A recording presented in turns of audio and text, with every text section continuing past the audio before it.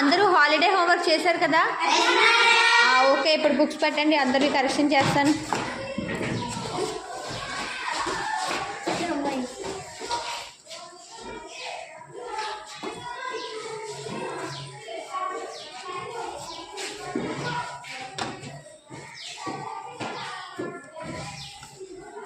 మీరు కూడా చిన్నప్పుడు ఇలాంటి ఎక్స్పీరియన్స్ ఫీల్ అయ్యి ఉంటారు కదా.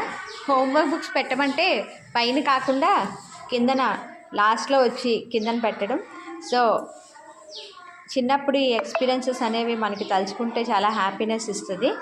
నాకు ఈరోజు ఆ విషయం గుర్తొచ్చి ఒక్కసారి మీ అందరితో షేర్ చేసుకుందామని మా పిల్లలు చేసిన ఈ చిలిపి పనిని మీ అందరితో షేర్ చేసుకుంటున్నాను.